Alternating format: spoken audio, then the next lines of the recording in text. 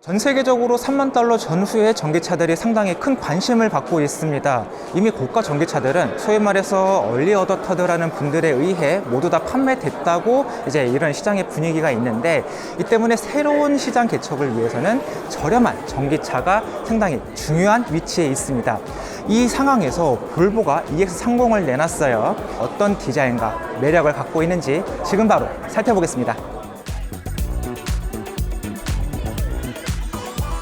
네, 이 빌드 퀄리티가 어느 정도인지 직접 간단하게라도 한번 확인을 해 볼게요. 단차 부분 굉장히 일정하게 맞아 떨어지는 거 볼 수 있습니다. 그리고 문을 열어서 이런 도어 몰딩 같은 것도 상당히 울지 않고 깔끔하게 마감이 된 것을 볼 수가 있어요.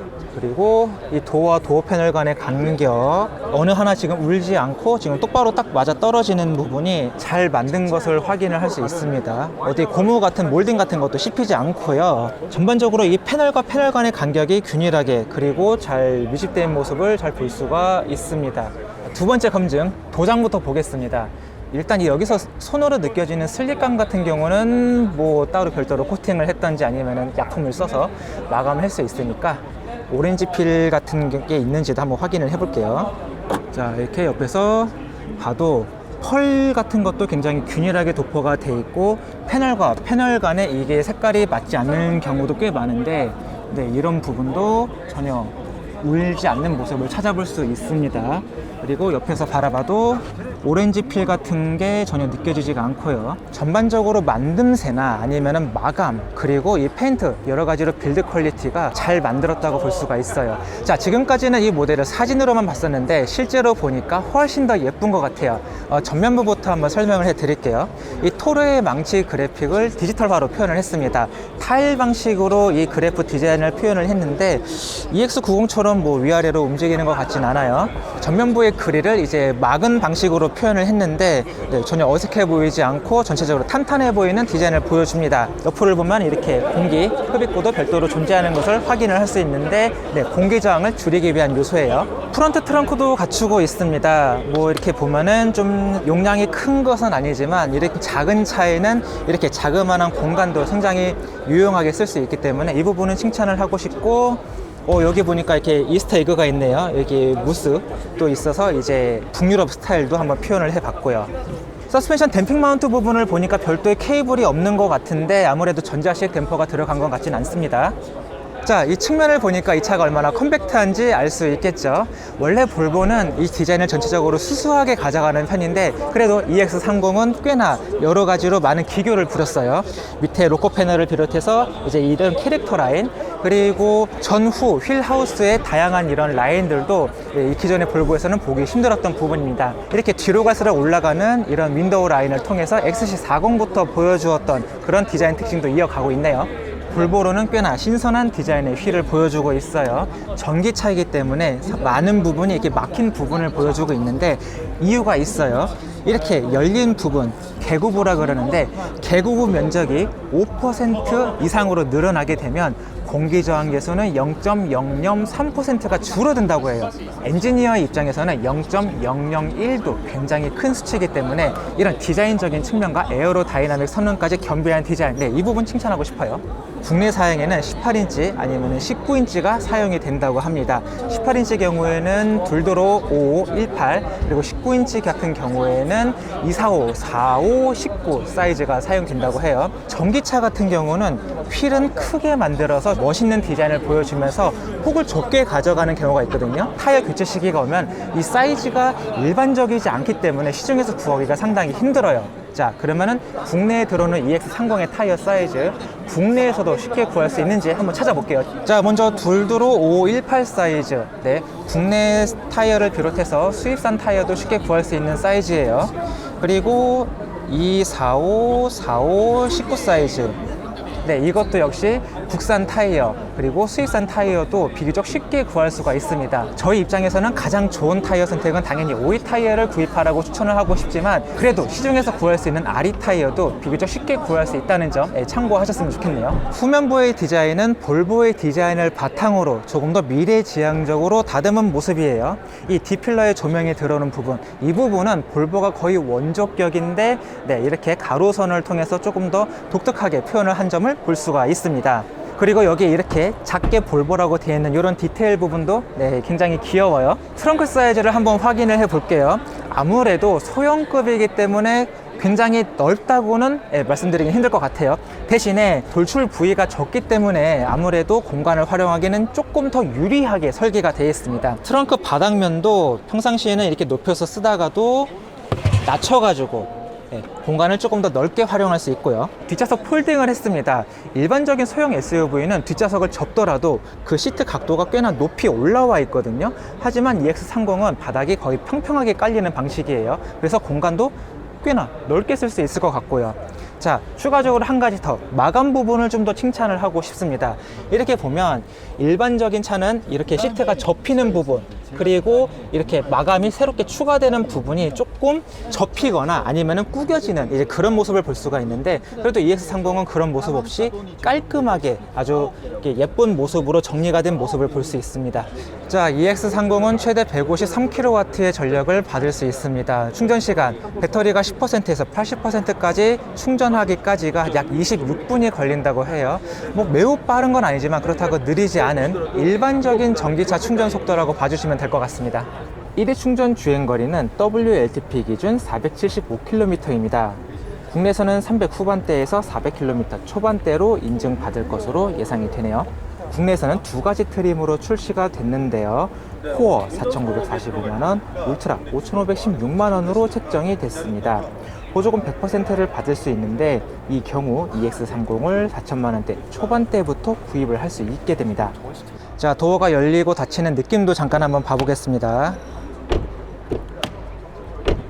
상당히 강하고 그리고 묵직한 감각을 전달하면서 착 하고 닫히는 느낌을 전달합니다. 다른 이런 소형차 같은 경우는 좀 이렇게 열리고 닫힐 때 뭔가 잔진동을 전달한다든지 너무 가볍게 닫히는 느낌을 전달하는 경우가 있는데, 볼보는 그래도 안전한 차라는 걸 충분히 느낄 수 있도록 이런 느낌을 전달해 주고 있어요. 뒷좌석 열리는 각도도 한번 확인해 볼게요.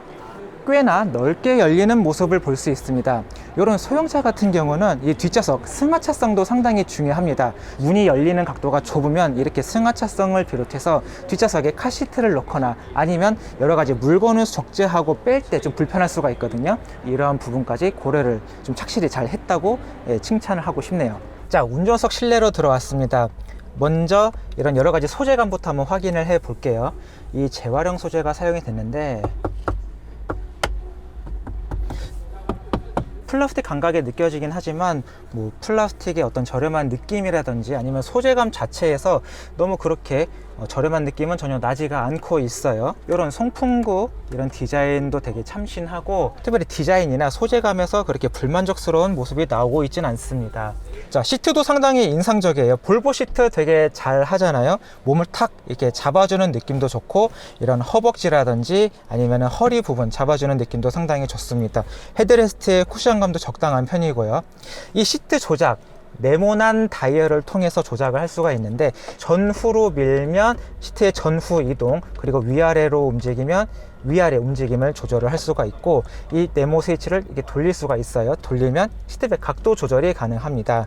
시트 쿠션 각도는 어떻게 조절을 하느냐, 중간에 버튼이 있는데 이 버튼을 누르고 다시 조작을 하면 보시는 것처럼 시트 쿠션 각도까지 설정을 할 수가 있습니다. 버튼을 줄이면서 이렇게 간단하게 조작을 할 수 있는 부분은 굉장히 칭찬을 하고 싶어요. 자, 여러 가지 구성 요소들도 한번 봐 볼게요. 먼저 이런 도어 핸들, 일반적인 도어 핸들 방식이 아니라 이렇게 손잡이 방식으로 만들었는데, 이런 금속 마감이 된 부분도 칭찬을 하고 싶고요. 네모난 스티어링 휠 너머에는 계기판이 없습니다. 이 계기판이 없다는 것은 장단점이 있긴 합니다. 먼저 장점, 이 계기판이 없기 때문에 전방 시야를 상당히 넓게 가져갈 수 수가 있어요. 하지만 주행이라든지 여러 가지 정보를 약간 오른쪽으로 쏠려서 움직여야 되기 때문에 시야 이동이 있다는 점, 이 부분은 또 단점이 될 수가 있고요. 페이스리프트를 통해서 이 조그만한 이 정보창이라도 하나 추가를 시켜줬으면 좋겠습니다. 계기판이 없는 대신에 이런 아이 트래킹 센서를 통해서 운전자가 산만하지 않게 어떻게 운전을 하고 있는지도 다 확인을 할 수가 있고요.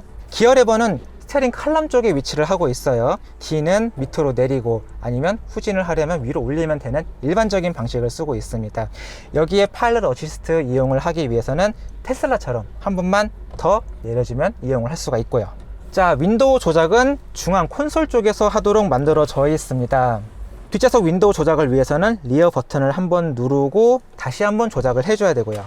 이 부분도 장단점이 명확하게 있습니다. 먼저 장점, 이 조작 버튼이 콘솔 중앙에 있기 때문에 운전자를 비롯해서 조수석에 탑승한 분들도 자유롭게 이용을 할 수가 있어요. 하지만 단점도 있죠. 아무래도 조작이 좀 어색하고 불편한 부분도 없지 않아 있습니다. 특히 이 리어 버튼을 누르고 한 번 더 뒷좌석 윈도우를 조작해야 하는 것은 이런 조작 과정이 한 번 더 거쳐야 되기 때문에 이 부분은 조금 단점으로 지적을 하고 싶습니다. 작은 차임에도 불구하고 여러 가지 수납 공간을 갖추고 있어요. 기본적으로 굉장히 넓게 만들어진 이 공간감을 잘 강조를 하고 있습니다. 여기에 숨겨진 공간도 만들어 놨는데, 자, 컵홀더가 이렇게 슬라이딩 방식으로 나오게 되어 있습니다. 한 번 내리면은 컵홀더 하나, 한 번 더 내리면은 좀 더 넓은 공간을 만들 수 있게 만든 이런 아이디어 상당히 칭찬을 하고 싶고, 글로브 박스 같은 경우도 중앙에 위치하게 만들었어요. 덕분에 운전석에 탑승한 사람도 이 글로브 박스에 여러 가지 짐을 수납을 할 수 있도록 이런 접근성을 조금 더 유용하게 만들었습니다. 자, 하단에는 무선 충전 패드도 이런 식으로 준비가 된 것을 확인을 할 수가 있습니다. 기본적으로 이 센터 콘솔 밑에 부분에 여러 가지 큰 짐을 넣을 수가 있고, 이 안쪽에도 조금 더 작은 여러 가지 액세서리들을 또 추가를 할 수 있도록 추가적인 공간을 만든 점도 칭찬을 하고 싶습니다. USB Type-C 두 개도 준비를 잘 했고요. 자, 인포테인먼트 시스템은 12.9인치 크기의 이런 화면으로 한 가지로 처리를 했습니다. 한 화면에서 모든 조작을 할 수 있고 또 모든 정보를 확인할 수 있게 만들었어요. 안드로이드 오토모티브를 기반으로 개발을 했고, 덕분에 T맵을 비롯해서 국내 사용자들이 어렵지 않게 쓰도록 만들었습니다. 속도 면에서도 아쉽지 않았고, 기타 서드파티 앱들을 다운로드해서 또 이용할 수 있다는 정도 칭찬을 하고 싶었고요. 다만 한 곳에서 너무 많은 것을 조작을 하도록 만든 것도 없지 않아 있는데, 예를 들어서 사이드미러 조작을 여기서 누른 다음에 한다는 부분은 조금 더 개선이 됐으면 좋겠습니다. 좀 더 접근성이 용이하게요. 앞좌석 시트를 B필러에 맞춘 기준으로 보면 앞좌석 무릎 공간은 대략 이 정도 나오고요.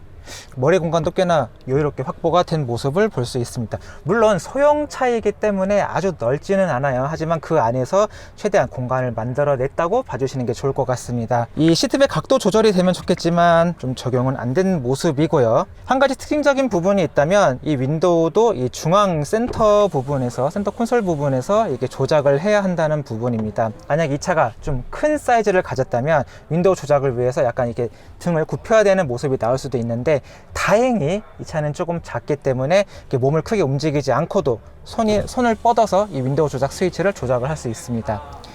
보시는 것처럼 창문도 거의 다 열리기 때문에 이런 개방감도 충분히 느낄 수 있을 것 같고요. 도어 포켓의 디자인도 좀 특이한데요. 중간에 이렇게 추가적인 수납 공간을 만들었어요. 이것을 이제 핸드폰 보관하라고 이렇게 만든 모습도 굉장히 독창적입니다. 콘솔 하단 부분은 또 별도의 스토리지가 있는데 이렇게 넣고 뺄고 할 수 있게 만들었고, 프렁크에서 볼 수 있었던 무스 디자인 깜찍하고 귀엽네요. 아쉬운 부분은 센터 암레스트가 존재를 하지 않고 있습니다. 그래도 있으면 조금 더 편하고 여러 가지 수납 공간으로도 활용하고 좀 편하게 이용할 수 있을 것 같은데, 암레스트가 없다는 점은 조금 아쉽고요. 자, ISO 픽스 구성을 보겠습니다. 이 차량 같은 경우는 밑에 커버를 열어서 이런 식으로 하는 방식이네요. 뜯어내는 그런 구조 같은 경우는 이걸 또 잃어버릴 수가 있거든요. 하지만 이렇게 일체형으로 만들어서 보기도 좋으면서 깔끔하게 만들 수 있다는 점, 이 부분은 또 괜찮네요. 네, 지금까지 볼보 EX30을 한번 간단하게 살펴봤습니다. 제가 봤을 때 이번 EX30은 시장의 트렌드 세터가 될 것 같아요. 자, 첫 번째 디자인 아주 예쁘죠. 두 번째, 중국산이라고는 하지만 이 조립 품질이라든지 그리고 마감까지, 그리고 차체 도장 굉장히 우수했습니다. 마지막으로 국내에서 보조금을 100% 받을 수 있다는 이 가격적인 메리트까지 갖췄는데, 다른 프리미엄 브랜드들도 이런 저렴하고 가격 경쟁력 갖추면서 상품성까지 인정을 받는 그런 전기차를 하루빨리 내놔야 되지 않을까 싶은 생각도 들 정도였어요. 하나가 남긴 했습니다. 이 주행 부분인데, 지금까지 볼보 차량을 타면서 주행 부분에서 그렇게 불만족스러웠던 적은 없었기 때문에 이 EX30도 꽤나 만족스러울 거라고 조심스럽게 예상을 한번 해봅니다. 네, 지금까지 EX30과 함께 했고요. 저는 김선웅이고 여러분들은 모터그래프와 함께하고 계십니다.